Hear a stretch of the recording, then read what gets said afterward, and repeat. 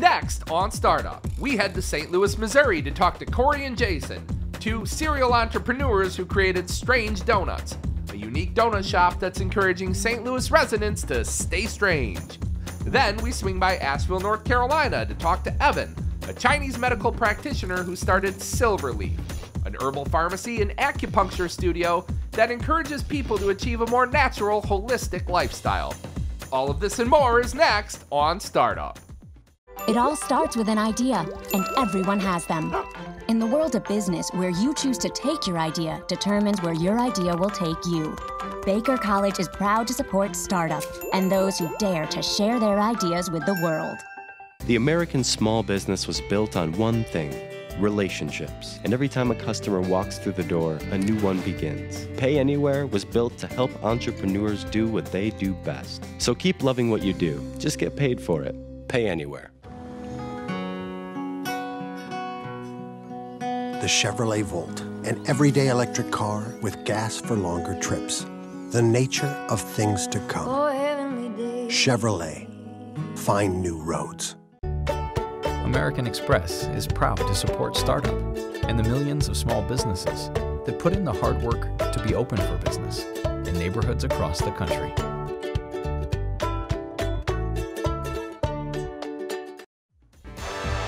My name is Gary Brado, and I'm a documentary filmmaker and an entrepreneur. The economy is in less than perfect shape, and when the jobs go away, there's nothing left to do but get up and get creative. And there are people all over America doing just that. It's estimated that up to 85% of new businesses fail. So I'm going coast to coast to hear the personal stories of the people who beat the odds and started a successful business from the ground up. This is Startup.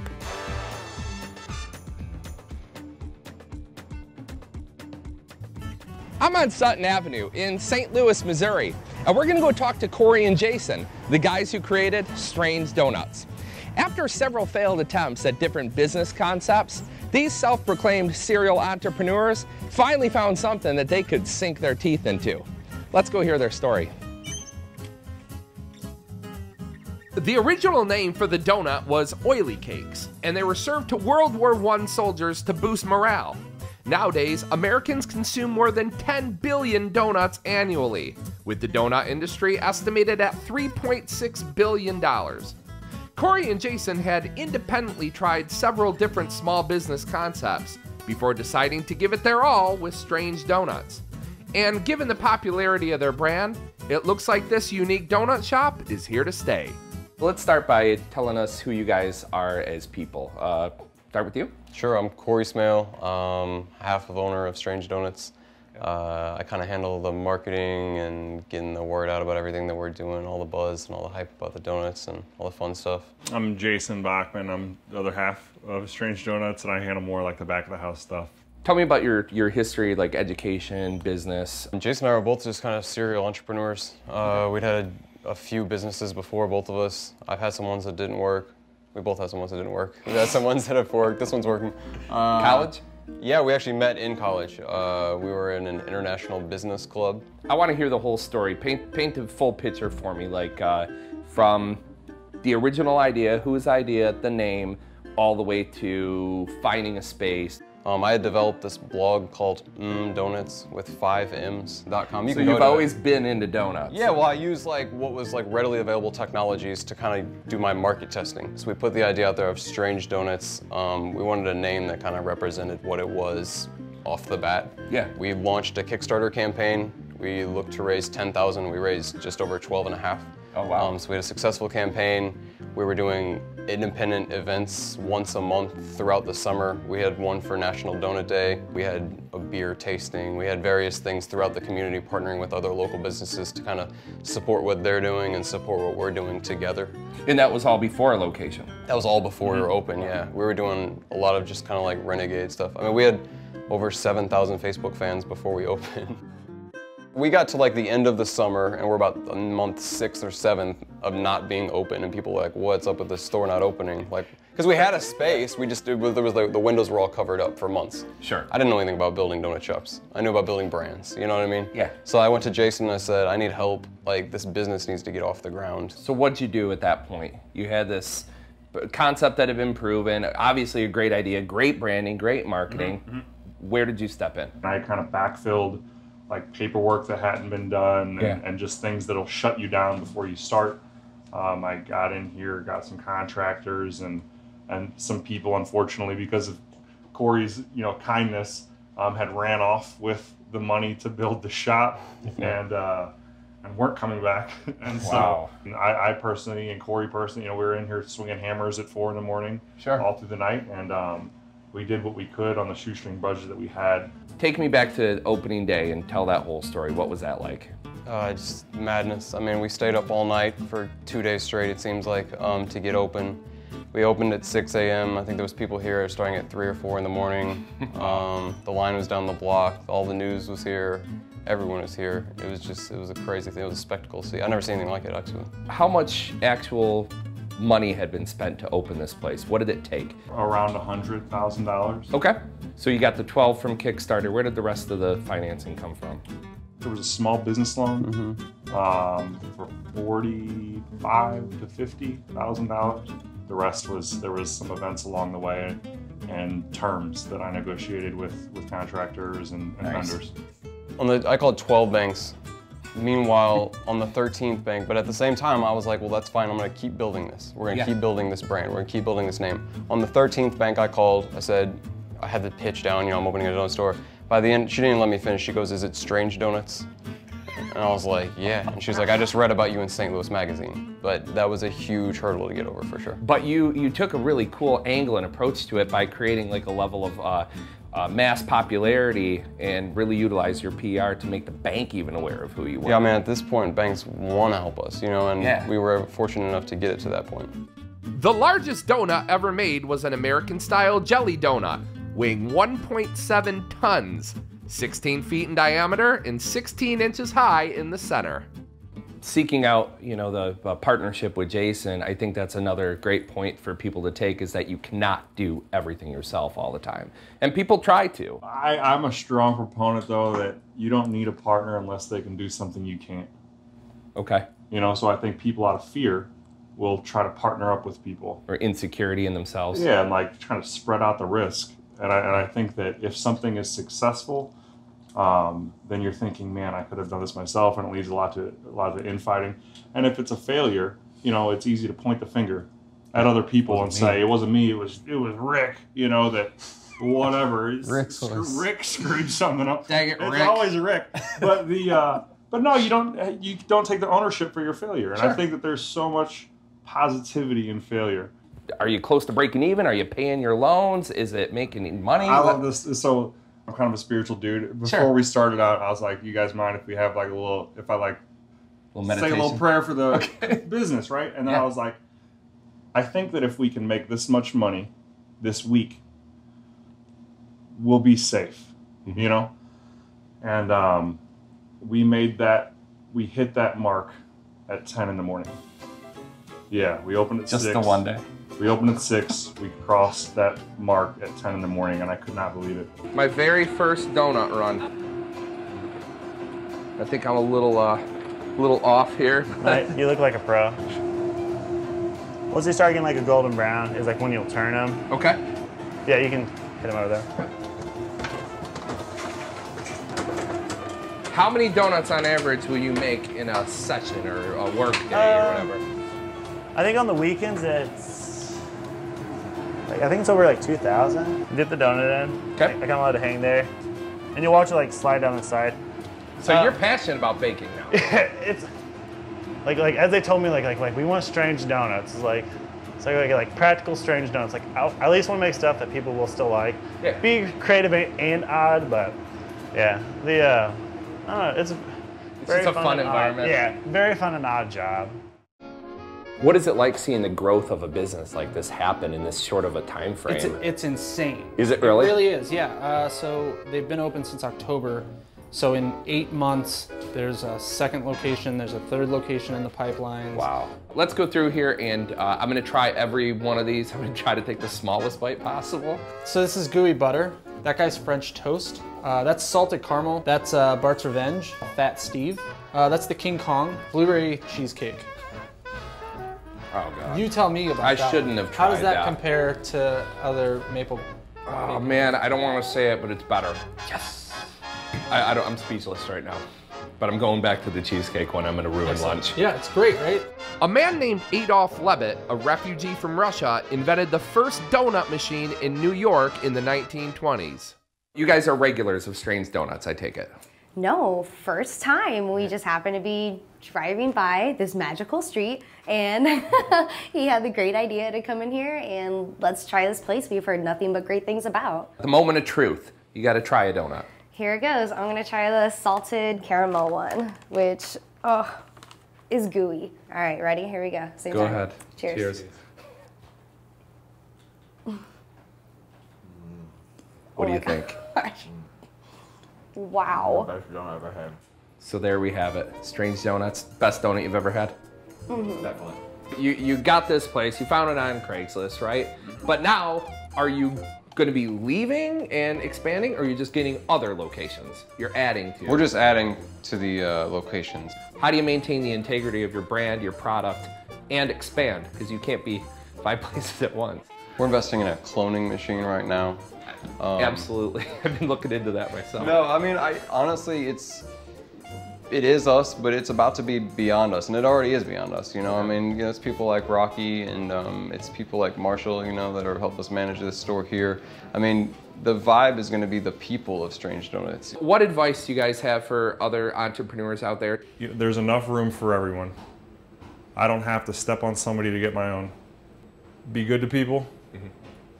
Know some very basic calculations, and don't be afraid to fail. And I think that you know, the failure is really what sharpens your sword. You're doing what you're doing and you're passionate about it, people are gonna see that. And if you're going at it, you know, going at it hard like that, they're gonna help you and get you further, you know? And that's the success that we've seen, so that's cool. Thank you guys so much for your time today. Thank you, thanks for coming out. Thanks for letting us invade the Doan Zone. Yeah. There are a million ways to start a business, but how did Cory and Jason do it? Let's find out. They started with roughly $5,000 in the bank and a 715 credit score. They spent roughly $110,000 to open the business, acquired through an SBA loan and a Kickstarter campaign. In the first year, the business was profitable.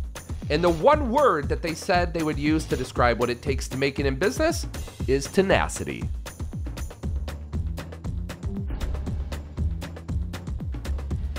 When Cory and Jason explained the idea of Strange Donuts to people, they probably had a glazed over look at them and thought they were nuts. And there's nothing crueler than that. Looks like these two donut CEOs just shot a hole in one. For more information, log on to our website and click the link for Strange Donuts.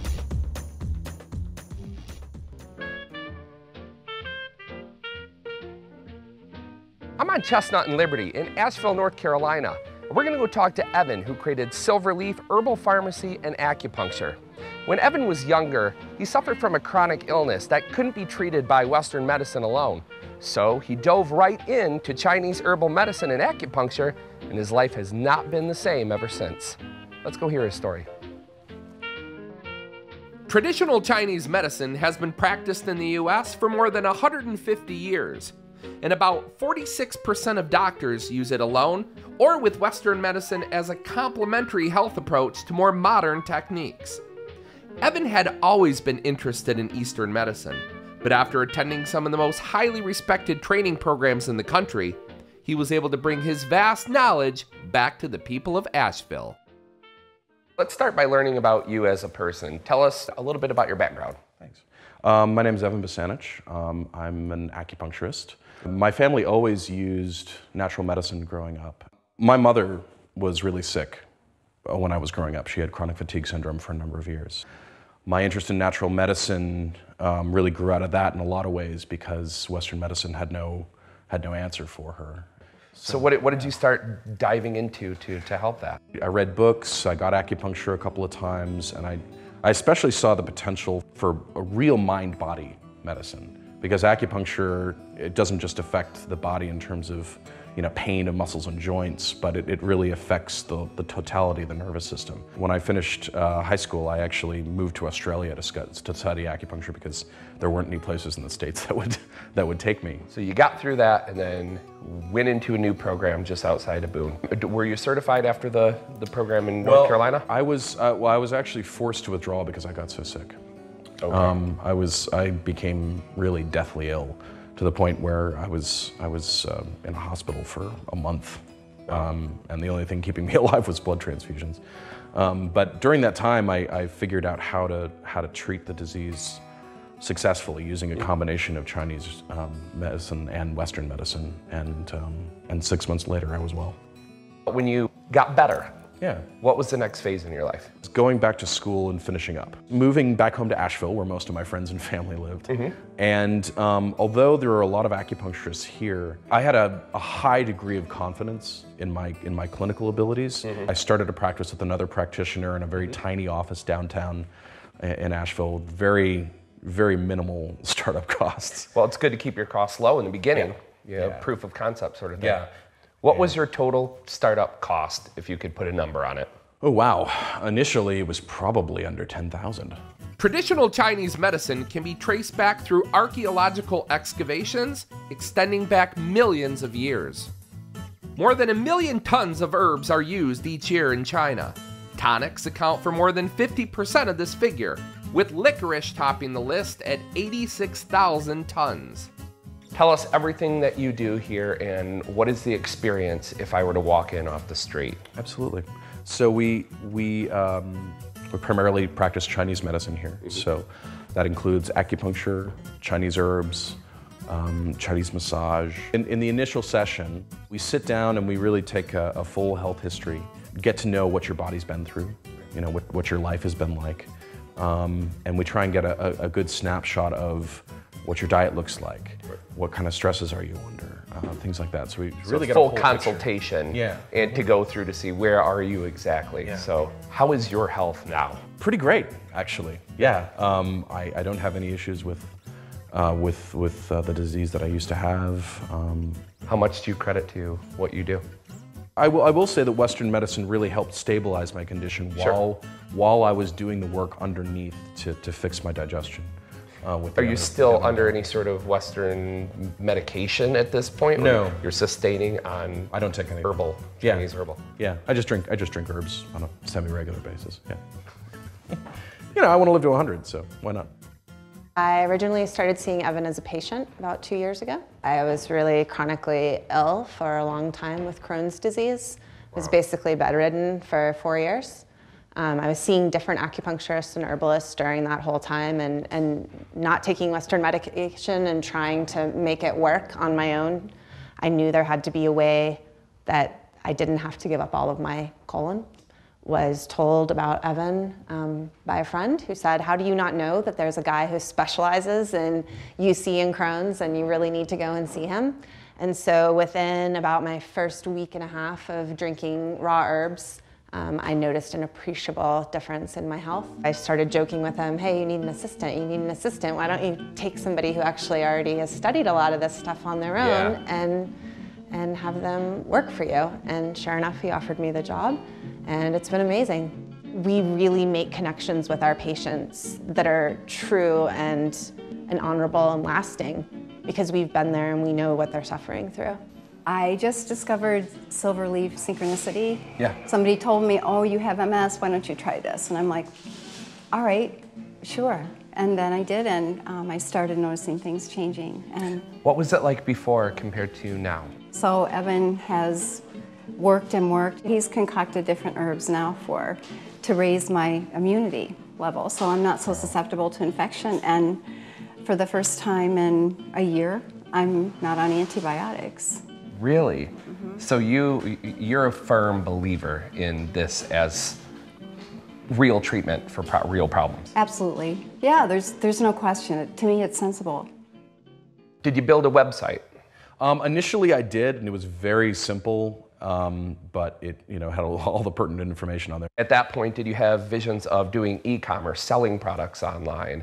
A lot of the herbs that I deal with you can only give by prescription. And I believe in really giving herbal formulas in a way that's customized to the person.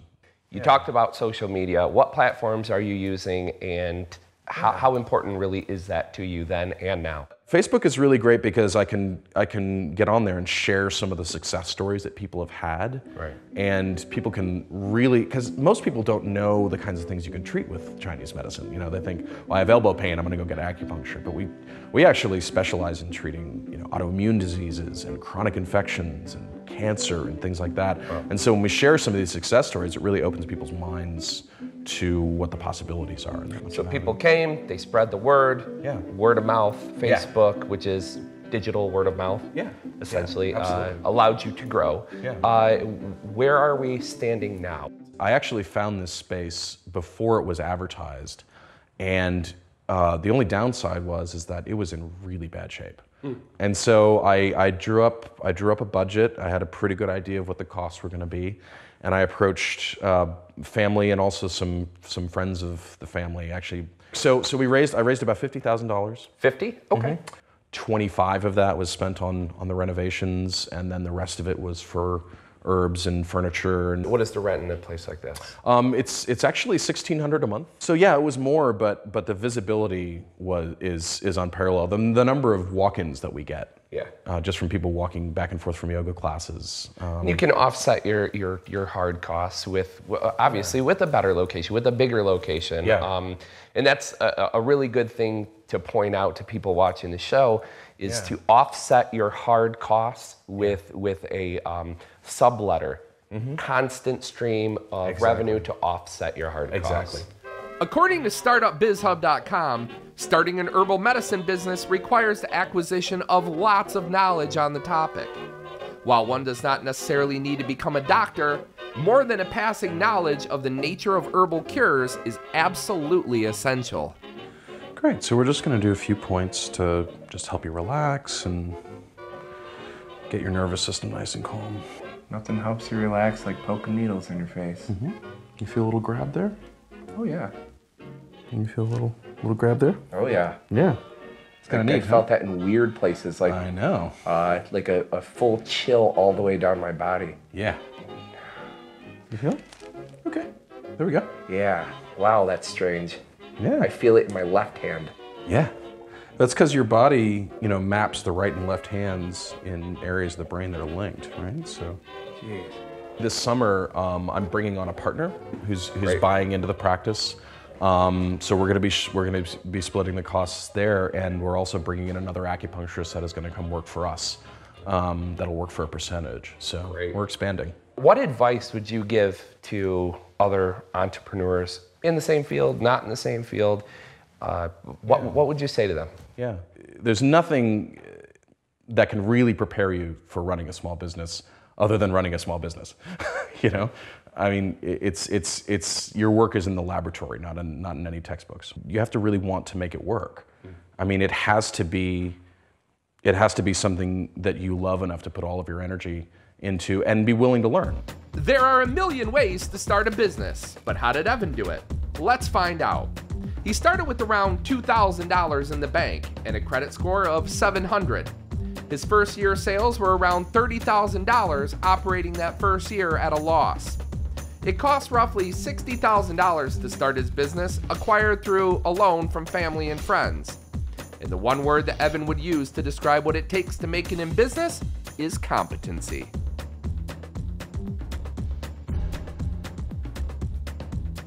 When starting a business, you shouldn't be on pins and needles, because you have to keep poking around until you find the right prescription for success. And it looks like Evan found the formula to a healthy business. For more information, log on to our website and click the link for Silverleaf.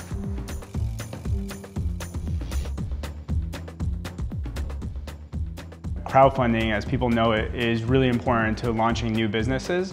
You're able to get promotion, get market validation, get extra marketing testing, but also you get all the data. So you move from a transaction to a relationship. Obviously, you get the money too. So at Indiegogo, we actually have the most campaigns of anybody and the most data. So we actually have learned a lot. There's 3 things that matter to create a really great campaign. Number 1, have a good pitch. Number 2, be proactive. And number 3, find an audience that cares.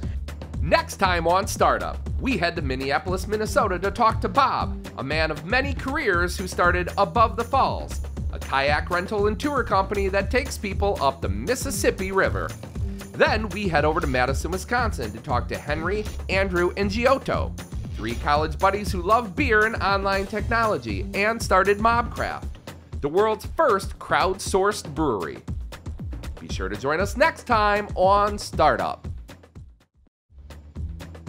Yeah, that's another option for you. Okay. See, this might be a little bit more your color. This one fits perfect. Oh, it feels good too. Like it was made for you. I feel very free. What? So I know we're on opposite sides of the fence, but why do you always gotta balk about what you do, huh?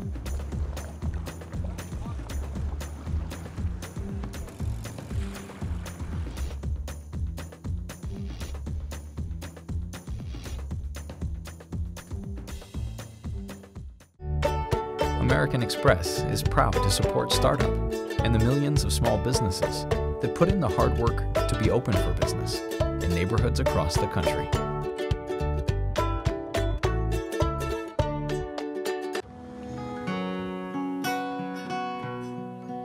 The Chevrolet Volt, an everyday electric car with gas for longer trips. The nature of things to come. Chevrolet, find new roads. The American small business was built on one thing: relationships. And every time a customer walks through the door, a new one begins. Pay Anywhere was built to help entrepreneurs do what they do best. So keep loving what you do. Just get paid for it. Pay Anywhere. It all starts with an idea, and everyone has them. In the world of business, where you choose to take your idea determines where your idea will take you. Baker College is proud to support startup and those who dare to share their ideas with the world.